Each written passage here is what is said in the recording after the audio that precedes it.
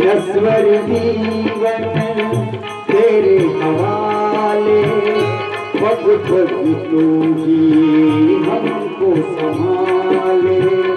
डूब न जाए भवसागर में, डूब न जाए भवसागर में, राधा हम सबको तू बचा ले। हम पापी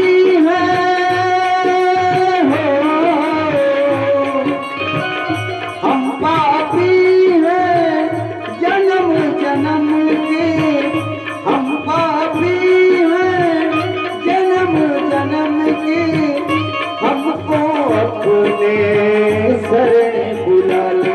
सबके हृदय में अब एक ही नाम है, सबके हृदय में अब एक ही नाम है, वो श्री राम है, वो श्री राम है, वो श्री राम है, वो श्री राम है। राम सिया राम, सिया राम जय जय राम, राम सिया राम जय जय राम।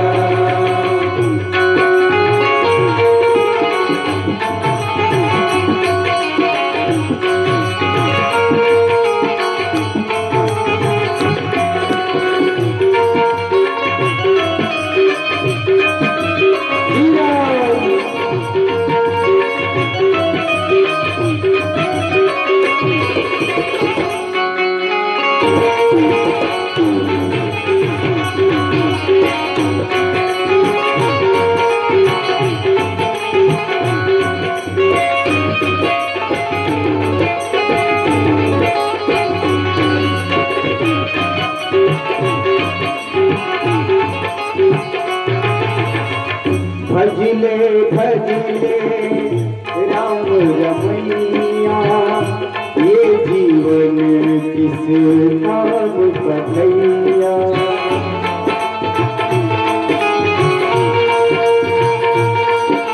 श्री राम हो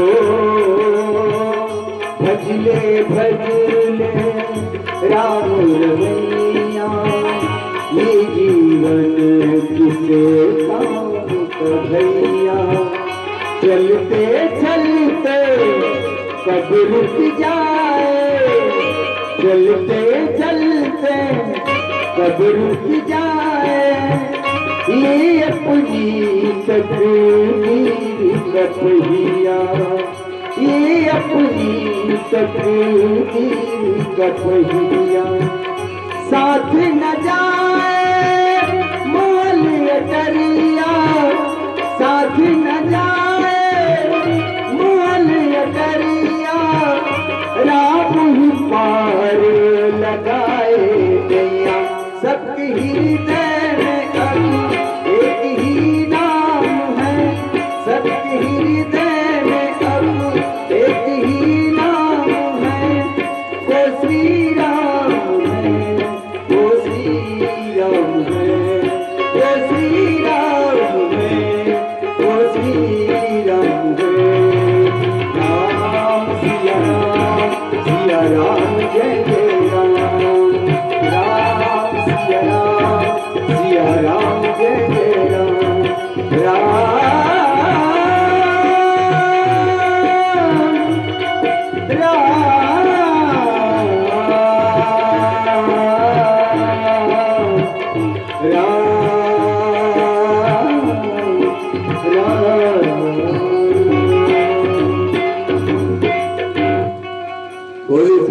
रामचंद्र भगवान की जय।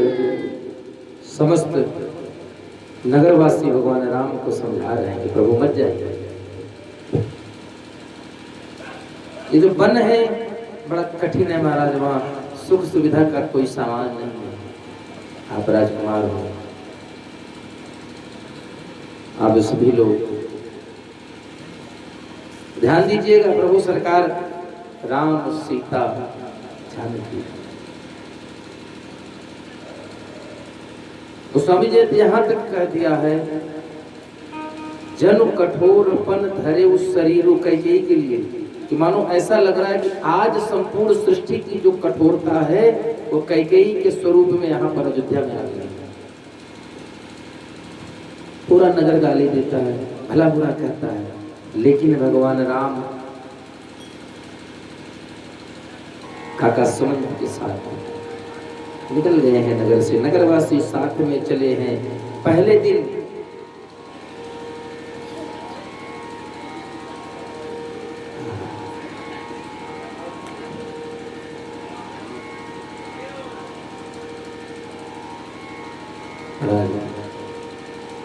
प्रभु के नगरवासी भी भगवान के साथ साथ चल रहे हैं। रोकने से कोई रुकता नहीं है। जिसको रोक दे रहे हैं उसे ऐसा लग रहा है कि जिंदा रहते हुए भी किसी ने उसकी गर्दन काट ली हो।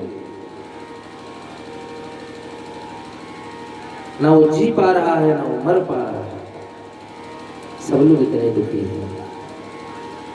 भगवान की पहली रात्रि तमसा नदी के तट पर हुई। ब्रह्म मुहूर्त के भोर ब्रह्म मुहूर्त में भगवान राम सुमंत जी को जगाते हैं, कहते हैं महाराज काका उठिए और धीरे धीरे रथ और घोड़ों को जोड़िए और लेकर निकल चलिए, क्योंकि अगर ये जग गए तो जाने नहीं देंगे। क्योंकि पिता का वचन है, इसलिए मैं तो नहीं रुक सकता हूँ। अगर मैं नहीं रुकूंगा तो इनमें से कोई भी अयोध्या में वापस नहीं जाएगा।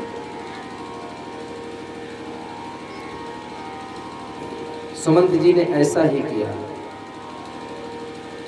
सर्वप्रथम रथ को जोड़ा और रथ और घोड़ों को अयोध्या की तरफ ले गए कुछ दूर तक। फिर वहां से घोड़ों को घुमाया, फिर तमसा की तरफ ले गया। 2-3 बार इधर उधर घुमाया और चौथी बार में भगवान के आदेश पर सुमंत जी ने रथ को वन की तरफ चला दिया। वहां से चल करके भगवान श्रृंगवेरपुर आए। इतने में सुबह सभी नगरवासी उठते हैं, रोते हैं, विलाप करते हैं। सब कहते हैं कि मानो राम जी ने हमें अभागा समझकर छोड़ दिया। यहाँ श्रृंगवेरपुर का राजा निषाद राज गुरु है। जब उसने रात्रि में भगवान राम को देखा कि कुश की चटाई पर सो रहे हैं, मां जानकी लक्ष्मण बैठे हैं भैया, थोड़ी दूर पर वीरासन में लक्ष्मण भैया पहरेदारी कर रहे हैं, सुरक्षा कर रहे हैं। राम और लक्ष्मण जानकी इनमें से एक रात भर जाकर पहरेदारी कर रहा है, 2 भाई में से एक जग रहा है। राम और जानकी मैया को कुश की चटाई पर सोता हुआ देखा तो निषाद राज गुरु के आंखों से आंसू बह आए और उसने लक्ष्मण से कहा, कैकेयी नंदन कुटिल बहुत कुटिल है। और इतना नहीं बताया, बोला मंदमती भी है, महामूर्ख है। क्यों? जिसने राम और जानकी को सुख के अवसर पर वनवास दे दिया, वो महामूर्ख नहीं तो और क्या है। लक्ष्मण जी ने कहा, भैया नहीं दोष मत लगाइए। क्यों? काहुन को सुख दुख कर दाता, निज कृत कर्म भोग जन दाता। इस संसार में कोई किसी को सुख और दुख देने का अधिकार नहीं रखता है। हमारे अपने कर्म हमको सुख भी देते हैं, दुख भी देते हैं। केवट ने पूछा, क्या भगवान राम ने कौन सा ऐसा काम कर दिया कि इनको यहाँ कुछ पर सोना पड़ रहा है? इनको बोले, भगवान लक्ष्मण जी बोलते हैं, इनको करने की जरूरत नहीं है, इनको करने की जरूरत नहीं है। इनका सब जो विचार होता है वो हो जाता है, इनको करने की कुछ भी जरूरत नहीं पड़ती है। वहां से सब लोग आगे बढ़े हैं। बहुत सुंदर सा भाव है किसी भक्त का।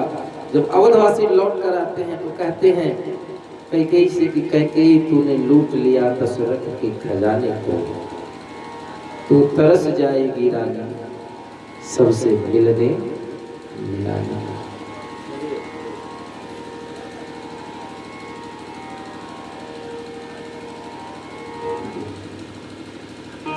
आइए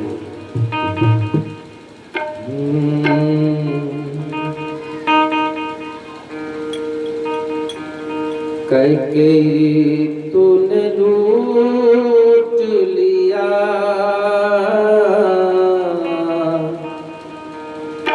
दशरथ के खजाने को।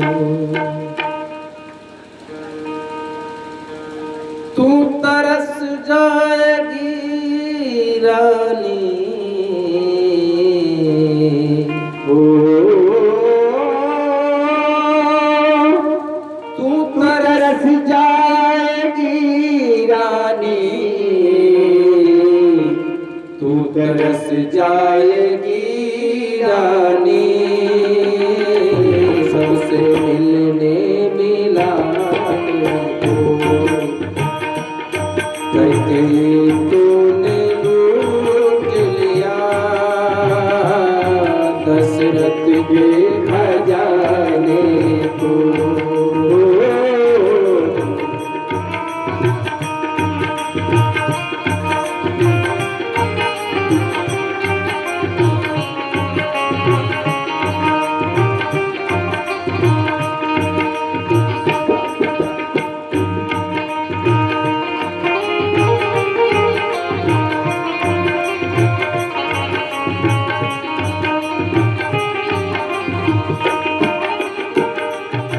हाल तरसेगा दीदिया को, बाल तरसेंगे गजरे को, बाल तरसेंगे दीदिया को, बाल तरसेंगे गजरे को, हाथ तरसेंगे कंगन को, आँख तरसेगी गजरे को।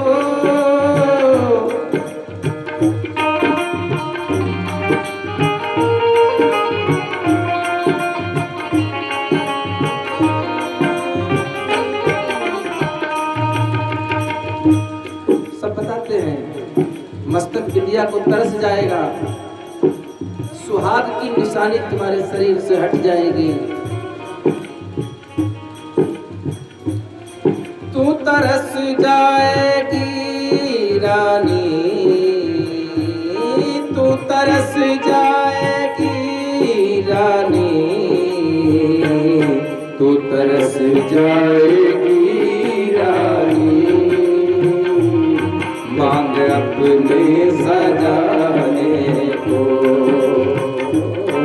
तरस जाएगी रानी, मांग अपने सजाने को।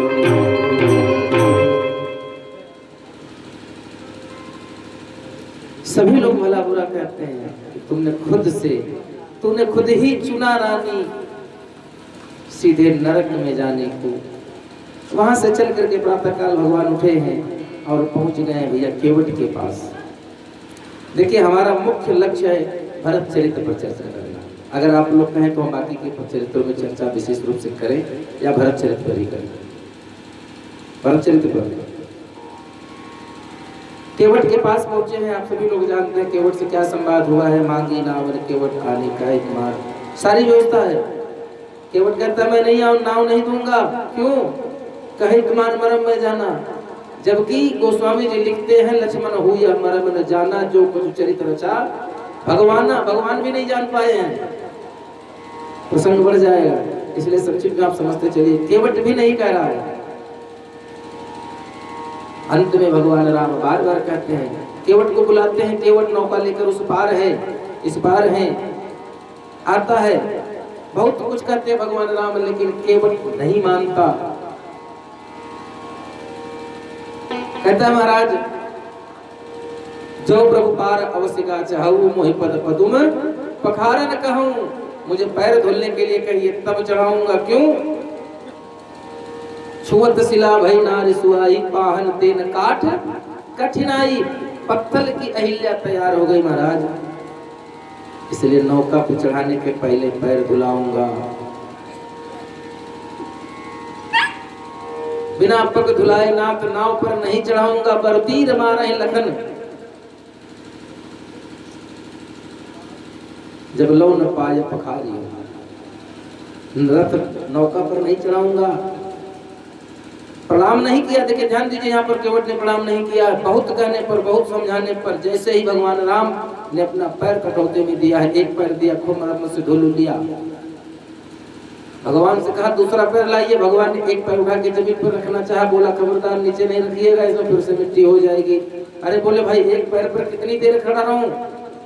बोले दोष आपके पैरों में नहीं, दोष आपके पैरों की मिट्टी में है, इसलिए आप पैर नहीं जमीन पर रखेंगे। एक काम करिए, इसी कटौती में दूसरा भी रख लीजिए। इतनी बड़ी कटौती में भगवान दोनों पैर रखे हैं। अब भगवान डगमगाने लगे, बोले भाई मैं गिर जाऊंगा। धन्य है केवट। केवट कहता है महाराज गिर क्यों रहे हैं, मेरा सर पकड़ लीजिए। देवता देखकर फूल बरसा रहे, तरस रहे हैं, केवट की किस्मत को धन्य कर रहे हैं। क्यों? संसार जिसके सहारे पर है, आज वो केवट के सहारे पर खड़ा है। आज वो केवट के सहारे पर खड़ा है।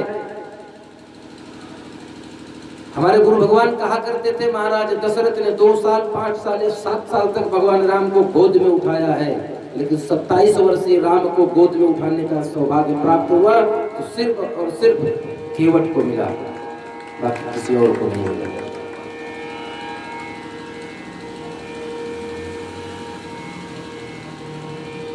भगवान को जैसे तैसे मार लिया, फिकर पार करेगा, मुदित गयो ले पार खुद।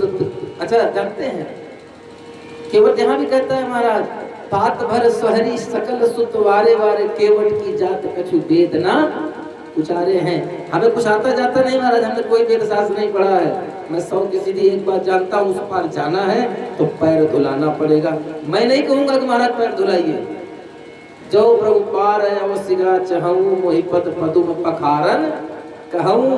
आपकी गरज है, आप कहेंगे लक्ष्मण भैया मार बाण सावधान रहेंगे, पत्नी जी से बात कर रहा। एक तो आया तो प्रणाम भी नहीं किया। एक बात ध्यान दीजिएगा, गंगा के इस पार तक अयोध्या का राज है। अयोध्या के इस पार, गंगा नदी के इस पार जहां अभी भगवान है, यहाँ तक अयोध्या का राज है। लेकिन जैसे ही भगवान गंगा केवट से पैर धुला लेते हैं, वहीं से भगवान राम ने राम राज्य की स्थापना कर दिया था। और राम राज्य का प्रथम नागरिक बना तो वह कौन? केवट। राम राज्य का प्रथम नागरिक केवट बना। युग तुलसी कहे जाने वाले पूज्य पाद गोलोक धामवासी श्री रामकिंकर जी महाराज का यह कहना है कि अयोध्या के नगर का विस्तार वहीं खत्म हुआ और वहीं से भगवान राम की नगरी का प्रारंभ हुआ, राम राज्य स्थापित हुआ। राम राज्य का पहला नागरिक कौन बना? केवट बना। भगवान उस पार पहुंचे। अब भगवान उस पार पहुंचे, देखिए राम कथा इस बात का संदेश देती है कि जब भी आप कहीं जाएं, साधन हो वाहन हो, तो सबसे पहले अपने छोटों को चढ़ाएं, उसके बाद पत्नी को चढ़ाएं, लास्ट में पीछे आप चढ़ें। और जब उतरने की बात आए वही कर, पहले उनको उतारिए,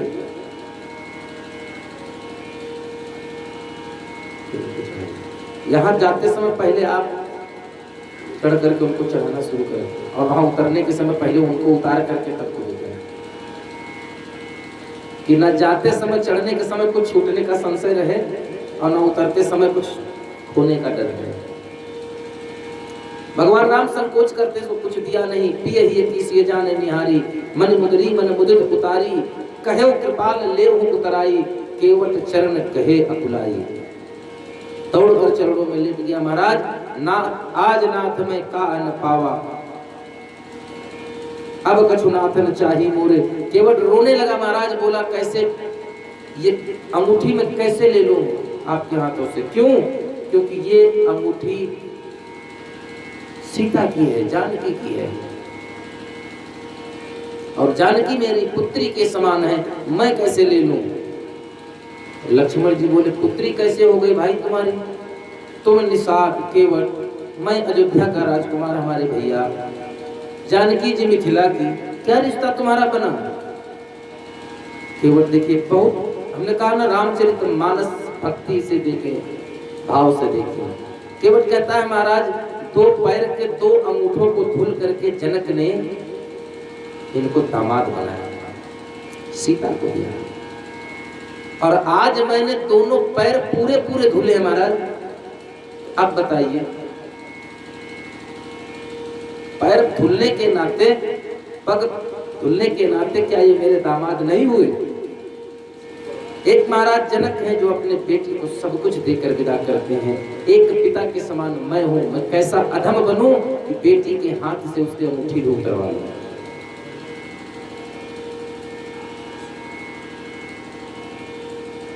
भगवान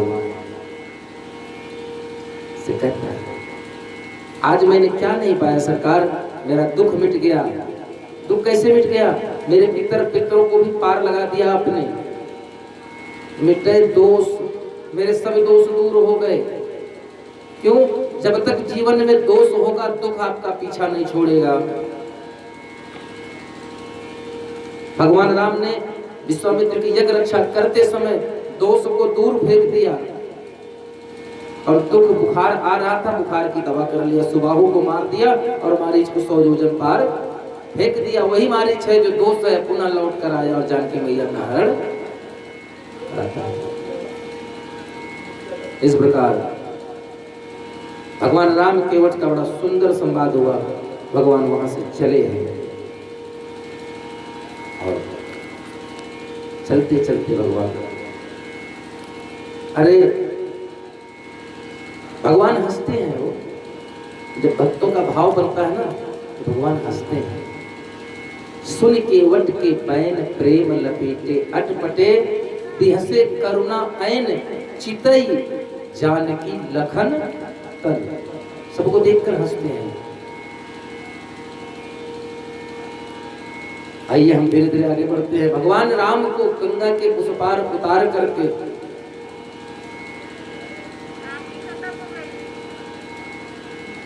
निषाद राज गुरु भगवान के साथ वन में काफी आगे तक रहे हैं। वहां से लौटे हैं जब भगवान राम के पास से प्रयागराज के पास तक है, चित्रकूट प्रयागराज तक है महाराज निषाद राज गुरु। क्यों कि आगे प्रमाण आता है, ते अवसर एक तापस आवा। वहां तक रहे, वहां से लौट के आए हैं तो देखा है कि सुमंत जी 4 दिन से व्याकुल स्थिति में गंगा के तट पर आए। अपने 4 सेवकों को उनके साथ लगाकर भेज देता है और भगवान की याद में रोते बिलखते जैसे तैसे हमारे सुमंत जी अयोध्या पहुंचे। एक जगह बहुत तो सुंदर सा स्थान, वृक्ष की छाया देखकर भगवान रुके हैं तो वहां सब गांव के लोग, स्त्रियां पहुंचती हैं।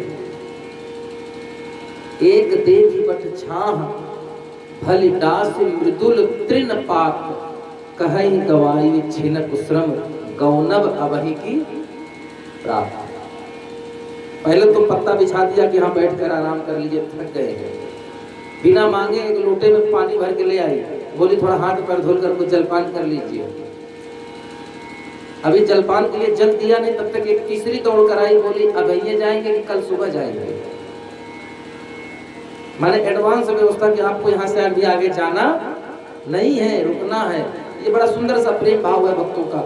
सुमंत जी अयोध्या पहुंचे हैं। अयोध्या पहुंचकर महाराज दशरथ को बताते हैं। भैया जानते हैं जब अयोध्या पहुंचे हैं महाराज दशरथ जी के पास, भैया भगवान राम की याद में दशरथ जी वैसे जिंदा हैं वैसे ही न जी पा रहे हैं न मर पा रहे हैं। पूरे नगर में मातम सा छाया हुआ है। रोते बिलखते सुमंत जी पहुंचे हैं, विचार कर रहे हैं जब राम जननी जब आई है भाई, सुमेरी पक्ष जिम भेन लवाई। जैसे गाय अपने बछड़े को याद करके आती है, कौशल्या दौड़ कर आएगी तो मैं क्या जवाब दूंगा। जैसे तैसे भगवान राम को याद करते रोते बिलखते सुमंत जी पहुंचे हैं कौशल्या मैया के पास। सोचा है कि वहीं पर मिलेंगे, तो गए हैं तो सब लोग वहीं पर मिलेंगे।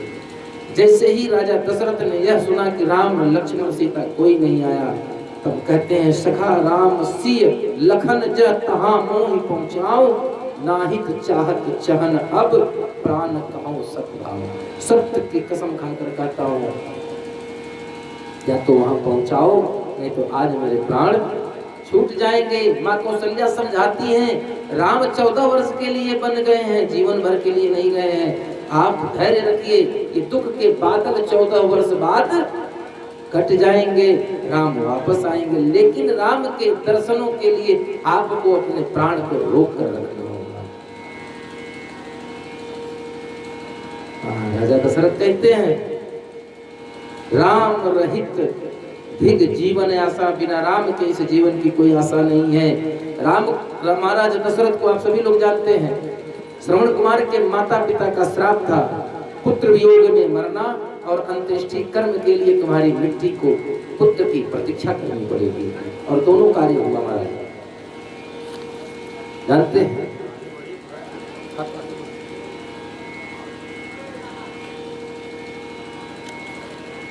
महाराज दशरथ जी राम को याद करते हैं, राम राम कहि राम कहि राम राम कहि राम, तन परिहरेउ रघुवीर ही राव गयो सुरधाम। इस प्रकार महाराज दशरथ का अंतकाल होता है। गुरु वशिष्ठ जी ने महाराज दशरथ की मिट्टी को तेल में डुबो कर नौका में तेल भरकर उसमें रखवा दिया और सिपाहियों को भेजा कि जाकर अयोध्या के कुंवर भरत जी जो कई प्रदेश में हैं उनको सूचित दो। और ये कुछ बताना नहीं, उनसे सिर्फ इतना कहना कि महाराज वशिष्ठ ने, गुरुदेव वशिष्ठ ने आपको बुलाया। इधर जब से अयोध्या में उसगुन का आरंभ हुआ है, तब से भगवान की याद में भक्तराज भगवान के प्रिय भाई भरत जी के यहाँ असगुन के संकेत होने लगे हैं। देखहि रात भयानक सपना, जाग करहि बहुकोटि कल्पना, शिव अभिषेक करहि विधि नाना। ब्राह्मणों को बहुत सा दान देते हैं, लेकिन स्वप्न में क्या देखा है? उत्सव वैश्य परित्यक्तम दृष्ट्वा चिंता परो अभवत। देखते हैं कि पूरा अवध श्रीहीन हो गया है।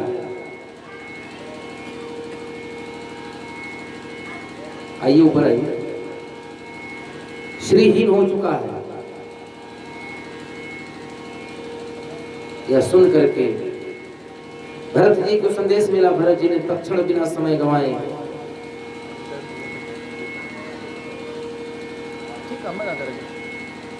आज 8 बजे बता भरत जी ननिहाल से चल पड़े हैं दूत की बात सुनकर और अयोध्या पहुंचे हैं। जैसे ही अयोध्या में पहुंचे हैं,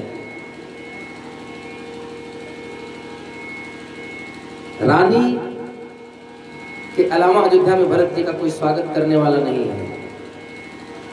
इकलौती रानी है। और आते ही राम से क्या पूछती है भरत से?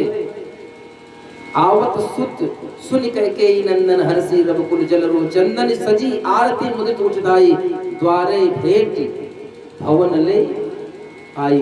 अपने भवन में लेकर आ जाती है, अपने महल में लेकर आ जाती है और आते ही पूछती है क्या? पूछत नैहर कुशल हमारे, हमारे सब मैके वाले सब लोग कुशल पूर्वक तो हैं। भरत जी ने एक लाइन में कह दिया सब लोग ठीक हैं, लेकिन आप ये बताइए क्या होगा? तात कहाँ, सब माता, हमारे सभी भाई कहाँ हैं? पिता कहाँ है? सब माता कहाँ है? और सबसे अंत में कहते हैं कह सिय राम लखन प्रिय भ्राता। ये तब कहाँ है? बड़ी निर्लज्जता पूर्ण ढंग से गोस्वामी जी की बात है कि बड़े ही बेबाक तरीके से कौशल कैकेयी मैया उत्तर देती हैं, तात बात में सकल सवारी। ये तो सारी बात मैंने संभाल लिया था, सारी व्यवस्था उल्टी जा रही थी, लेकिन मैंने सीधा कर लिया। कैसे? मंथरा की मदद से। हाँ, ब्रह्मा जी ने थोड़ी सी बात बीच में बिगाड़ दी। क्या? कि तुम्हारे पिता स्वर्गवासी हो गए। भरत जी ने जैसे सुना पिता स्वर्गवासी हो गए, भरत जी वहीं बैठ गए। क्यों?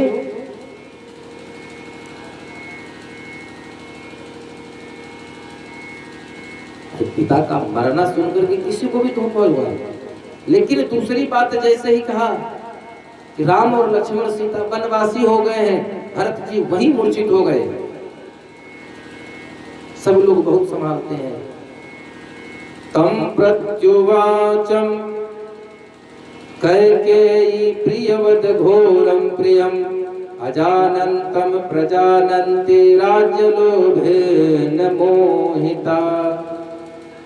राज्य की प्रेमी कैकेयी ने राजा दशरथ के मरने की बात बड़े सहजता से कह दी। राम के वन गमन की बात बड़े सहजता से कह दी। या गतिम सर्वभूतानां ता गतिम ते पिता गतः राजा महात्मा तेजस्वी यावजूक सताम गति। जो गति संतों महात्माओं की होती है वो गति तुम्हारे पिता की थी। तुम्हारे पिता वास्तव में संत थे, लेकिन जैसे ही कैकेयी ने कहा कि राम भी बन गए हैं, भरत जी हाथ जोड़कर हाथ मस्तक पे पकड़ कर बैठ गए, मूर्छित हो गए। होश में आया भरत, तो जैसे ही होश में आते भरत भैया उन्होंने वैसे ही कहा, चलत न देखन पायो तो ही। महाराज दशरथ के लिए कहते थे, पिता मैं आपको जाते समय देख नहीं पाया, लेकिन उससे बड़ा दुख ये है, तातन राम ही सौ के मोहे, मुझे आपने राम को नहीं ढूंढ पाया। इस प्रकार भरत जी दुखी होते हैं। कैकेयी मैया के लिए भरत जी ने यहां तक कह दिया, जानते हैं, न मे विकांक्षया जायते यत्युत्तम त्वां पाप निश्चयाम। मैं तेरे इस पाप के लिए तुझे दंडित करता, लेकिन मैं मजबूर हूं। क्यों? यदि रामस्य न वेच्छा, भगवान राम मन से दिल से तुम्हें त्वयि स्थान मातृवत सदा सदैव तुझे अपनी मां समझते हैं। कौन? भगवान राम। नहीं तो आज ये तेरा पुत्र भरत शत्रुघ्न जी से कह रहे हैं कि मैं कैकेयी का पुत्र आज खुद अपने हाथों से कैकेयी का वध कर देता, अगर माता कैकेयी को भगवान राम अपनी माता न समझते। कैकेयी से कहते हैं, हे कलंकिनी, तूने समस्त माताओं को तन्यामहमिनां पापाम कैकेयी दुष्टचारिणीं यदि माम धार्मिको रामो नासुये मातृघातकम। बोले अगर मैं ऐसा करूंगा तो धर्म के परिचायक मेरे राम भैया मुझे मातृघाती कहेंगे, इसलिए मैं ऐसा नहीं करूंगा। लेकिन आज मैं तुझे एक बात कहता हूं, आज से मैं तुझे मां नहीं कहूंगा, और आज से तुम मुझे अपनी शकल में दिखा, मैं तेरा मुंह भी नहीं देखूंगा। भरत जी ने उसके बाद कैकेयी से कोई वार्तालाप नहीं हुई है, न कभी कैकेयी का मुख देखा है। वहां से रोते बिलखते उठते भागते गए हैं मां कौशल्या के पास। मां कौशल्या के पास पहुंचे हैं। देखिए धन्य है मां कौशल्या, यहाँ मैं फिर से कह रहा हूँ, क्यों? कौशल्या मैया ने रोते बिलखते जब भरत को आते देखा है, महाराज थोड़ी देर के लिए राम का वन गमन भूल गए।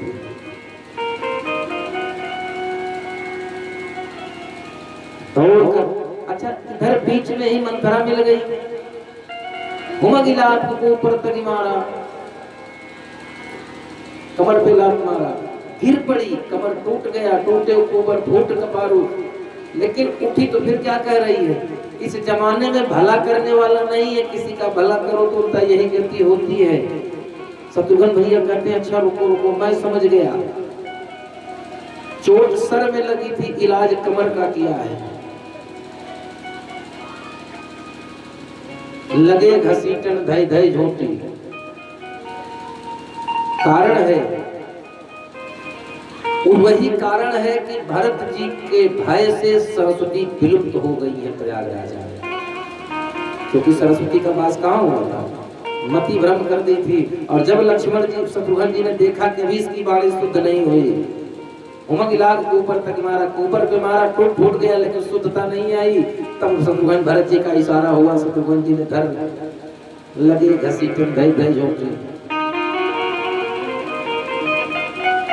जब शुद्धता हो गई तो भरत जी ने कहा बस अब छोड़ दीजिए, इधर भरत जी कौशल्या के पास पहुंचे हैं। माँ कौशल्या उनको गोदी में भर लेती है।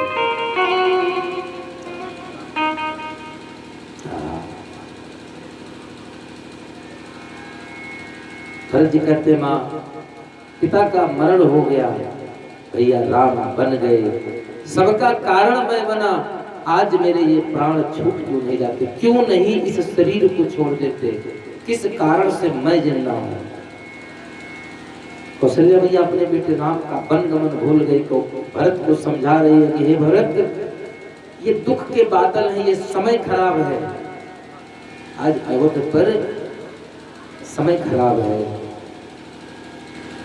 इसलिए परेशान होने की जरूरत नहीं, बहुत ज्यादा शोक मनाने की जरूरत नहीं, धीरज से काम लीजिए, सब ठीक हो जाएगा। समझाती हैं, काहुल दोष जन देहि ताता, हे पुत्र किसी को दोषी मत बनाओ, क्योंकि आज मुझे ऐसा विश्वास हो गया कि आज हमसे विधाता ही रुष्ट हो गए, इसलिए सारी ऐसी गति बनी है। भरत जी कहते हैं, माँ मैं कैसे मान लूं, जिस कैकेयी ने भैया राम को वन भेजा, पिता के मरने का कारण बनी, मैं उसके कोख से जन्म लिया हूं, दोष कहीं न कहीं मेरा है। भरत सौगंध खाते हैं। यहाँ पर प्रश्न उठता है, माँ तो भरत के वचन सुनि साचे सरल सुभाए, माता कौशल्या जानती है कि भरत जीवन में कभी झूठ नहीं बोल सकते,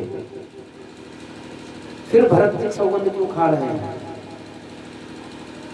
भरत जी मानो महल के सेवादारों को ये बताना चाहते हो, उनके माध्यम से समाज को सूचित करना चाहते हो, यह भरत निर्दोष है, कोई दोष भरत का नहीं है। माँ कौशल्या कहती है कि भरत इस समाज में अगर तुम पर कोई दोष लगाएगा तो निश्चित ये मान लेना चाहिए उस व्यक्ति को कि उसके पास परमात्मा ने विवेक और बुद्धि दोनों नहीं दिया है। क्यों?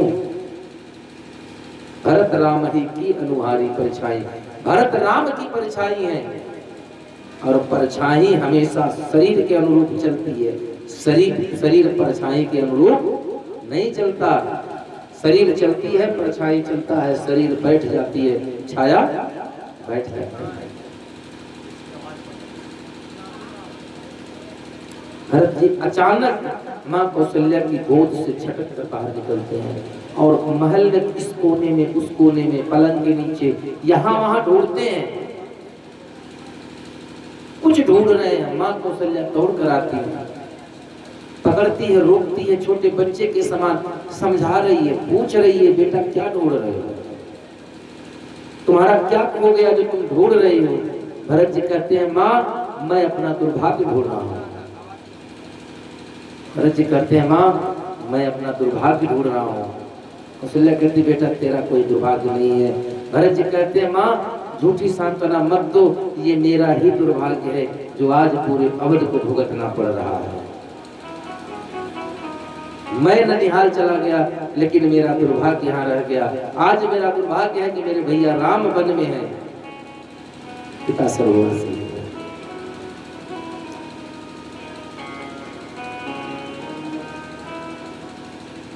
बहुत खिलाफ करते हैं। माँ कौशल्या से कहते हैं, माँ जब जब मुझे राम याद आएंगे, इस शरीर से यह प्राण निकल जाना चाहते हैं, नहीं रुकना चाहते हैं, लेकिन ये प्राण इस उम्मीद में रुके हैं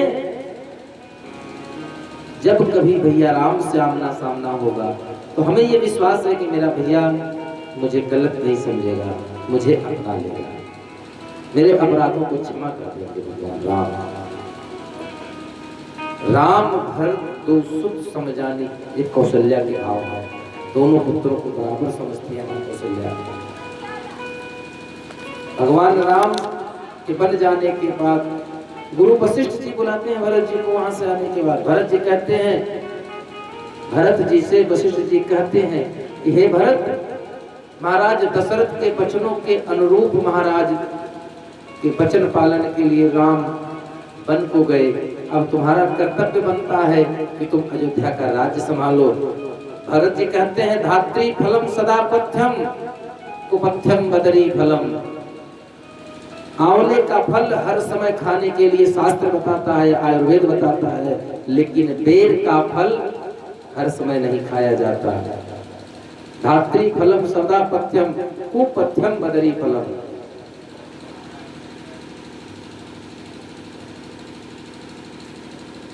लेकिन भरत जी उनको भी समझा देते हैं। अच्छा, दूसरे दिन सारी व्यवस्था हुई, पिता की अंत्येष्टि हुई और भरत जी कहते हैं हे गुरुदेव, अगर आपकी आज्ञा हो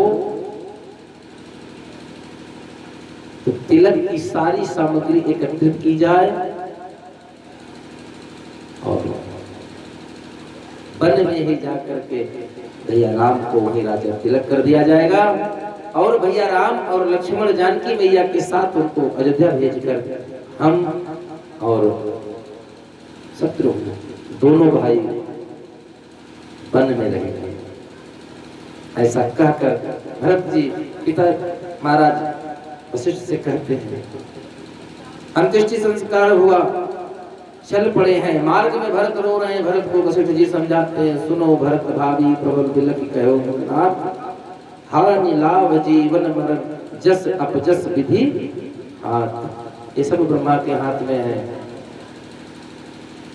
भरत जी चलते चलते आगे मार्ग में तमसा कीर्तन पर पहुंचे हैं। वहां से जब श्रृंगवेर को पहुंचे हैं, निषादों ने सुना। देखिए एक बात बता दो, अयोध्या में दो रोगी हैं, अयोध्या में दो रोगी हैं, एक मंथरा, एक भरत जी। समान दुख है। मंथरा के हृदय में भी बहुत पीड़ा हुई, उसकी भी नींद रात भर नींद नहीं आई है। क्यों नहीं आई है? राम राजा बन रहे हैं। भरत के मन में उतनी पीड़ा है, भूख नवासर ए दुख दात है निस छाती, भूख नवासर नींद न राती। क्यों? कि भैया राम क्यों राजा नहीं बने, बन जाना पड़ गया। पीड़ा समान है, लेकिन एक राम को वन भेजने के लिए पीड़ा थी और एक राम के बन जाने के लिए पीड़ित है। दुख दोनों को बराबर है। गुरुदेव भगवान को साथ लेकर पूरा समाज बनाकर सब वहां चले हैं। कहीं कहीं प्रमाण मिलता है कि जैसे ही निषाद राज कुहू अपने लोगों को आदेश देता है कि भरत लेकर आ रहे हैं, जुझारू ढोल सब बजा दो, युद्ध का बाजा, यहाँ से कोई जिंदा वापस नहीं जाएगा। या तो वो जिंदा वापस नहीं जाएंगे, नहीं तो हम लोग जिंदा वापस नहीं आएंगे। सब तैयार हो जाओ। क्यों? क्योंकि ऐसा अवसर जीवन में बार बार नहीं आता है कि भगवान के लिए हमें कुछ करना पड़े, कुछ ऐसा करने का अवसर मिले। तभी एक छींक होती है और एक बुजुर्ग व्यक्ति कहता है कि भैया हर परिस्थिति का जायजा लेकर के कुछ किया जाए, सहसा कर पीछे पछताओ। ये मूर्खों की निशानी है कि कार्य करने के बाद उस पर विचार हो। तब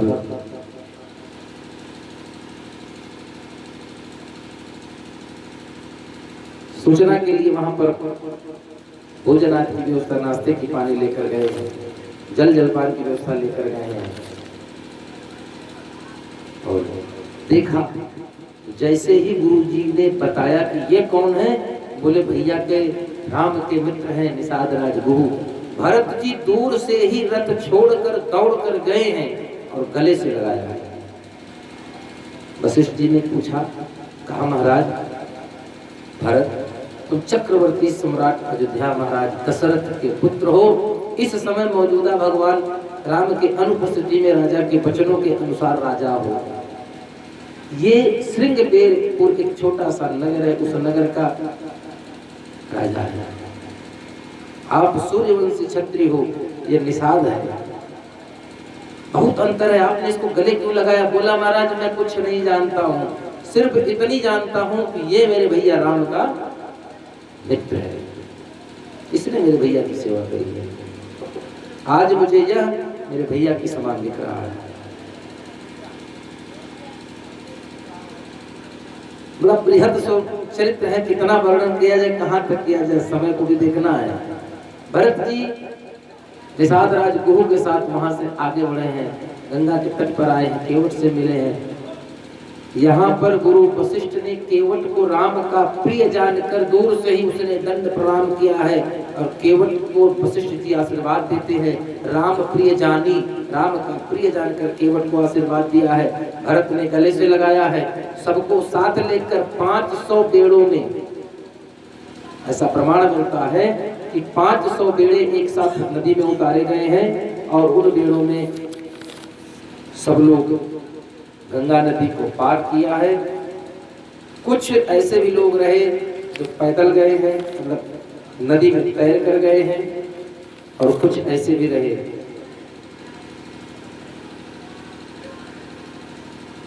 जो बांस आदि लकड़ियों की अलग से जैसे बनाते हैं, बांध करके नदी पानी में डाल दीजिए तो वो नहीं डूबता है,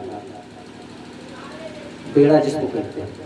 नौकाओं से गए, बेड़े से गए, कुछ तैर कर पैदल भी गए हैं। इस प्रकार सब लोग बाहर गंगा के उस पार निकले हैं, प्रयागराज पहुंचे हैं। प्रयागराज में भरद्वाज जी के आश्रम में गए हैं। भरद्वाज जी के आश्रम में पहुंच करके वहां भरद्वाज जी ने सब कुछ कहा। भरत जी सोच रहे हैं कि ऐसा न हो कि महाराज हमसे कुछ पूछ लें, राम बन क्यों गए। भरत जी संकोच में सर झुकाकर बैठे हैं। महाराज भरद्वाज जी समझ गए कि भरत दुखी हैं, इसलिए उन्होंने उनके कुछ कहने के पहले कह दिया, हे राम, हे भरत, भरत तो तुम्हारी बड़ाई तो राम दिन भर करते थे, यहाँ जितनी देर थे उतनी देर तुम्हारी बड़ाई करते थे, और कहते थे कि राम अगर भरत राजा बनेगा तो सबसे अधिक प्रसन्नता मुझे होगी। भरत जी ऐसी बात समझकर कहते, सुनो हूँ भरत रघुबर मन माही, प्रेम पात्र तुम सम को नहीं। राम के हृदय में तुमसे बड़ा प्रेम करने वाला कोई दूसरा नहीं है। अंत में भरद्वाज जी कहते हैं, देखिए भगवान राम ने जब भरद्वाज जी के पास पहुंचे हैं, भगवान राम, तो भरद्वाज जी कहते हैं कि महाराज हमारे बड़े पूरे उदय हुए जो आपके दर्शन हुए। राम कहते ना महाराज आपके पूरे नहीं हुए, मेरे पूर्व जन्म के पूर्व उदय हुए कि मुझे संतों के दर्शन मिले। ये तो राम और भरद्वाज जी का है। यहाँ पर भरद्वाज जी कह रहे हैं कि हे भरत, मेरे जन्म जन्मांतर की तपस्या का फल मिला कि राम के दर्शन हुए, लेकिन राम के दर्शन का फल यह मिला कि आज मुझे भरत के दर्शन मिले। बोलिए भरतलाल जी महाराज की। इसी के बाद भरद्वाज जी प्रयाग में जाके स्नान करते हैं, प्रयागराज को आशीर्वाद देते हैं। वहां से आगे बढ़कर मानो भरद्वाज जी की कही हुई बात पर प्रयागराज भी कहते हैं।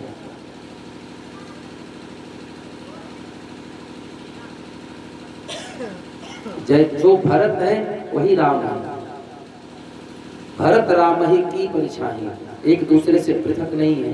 ये समाज है जो देखता है, देखने दीजिए। आइए भगवान इसी प्रकार चलते चलते महाराज केवट और निषाद राज गुरु के साथ भैया भरत चित्रकूट की पावन धरती तक पहुंचते हैं। बाकी कल का प्रसंग वहीं करके यह संक्षिप्त में आप समझ लीजिए, क्योंकि कल ही का दिन है, कल ही महाराज को राज्याभिषेक भी कराना है। चित्रकूट पहुंचे भैया भरत राम को मनाने का बहुत प्रयास करते हैं, लेकिन राम जी नहीं मानते हैं। और